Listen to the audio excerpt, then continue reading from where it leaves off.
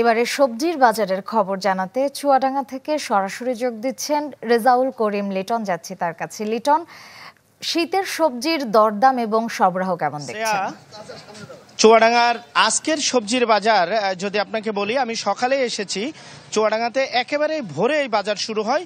সূর্য ওঠার সাথে সাথেই কৃষকরা তাদের সবজি নিয়ে বাজারে আসেন এবং তারা এখানে বিক্রি করেন। তো এই যে শীতের উঠতি সবজি, এই সবজির কিন্তু দাম ঊর্ধ্বগতি। দামের যে ব্যাপারটি সেটি হলো যে আজকে চুয়াডাঙ্গার বাজারে যেটি শীতের উঠতি সবজি, শিম বিক্রি হচ্ছে প্রায় 100 টাকা।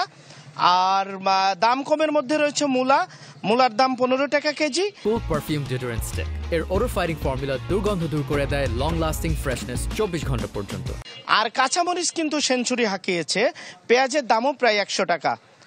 তো সব মিলিয়ে সবজির যে দাম, কিছু সবজির দাম কমতি আছে। ব্যবসায়ীরা বলছেন যে আসলে শীতের সবজি আসছে বাজারে, কিন্তু এখনো শীতের সবজিতে যে বাজার ভরপুর হওয়ার কথা সে বিষয়টি একেবারেই রয়েছে, কম রয়েছে, যে কারণে সবজির দাম একটু বাড়তি। শাকের দামও বেশি। পালং শাক জানেন এই শীতে ওঠে, পালং শাক এক আঁটি বিক্রি হচ্ছে 20 টাকা এবং ধনে পাতা বিক্রি হচ্ছে 150 টাকা কেজি। তো সবজির দাম একটু ঊর্ধ্বমুখী। শীতের সব সবজি বাজারে আসলে তখন আবার কমতে থাকবে। ধন্যবাদ লিটন আপনাকে।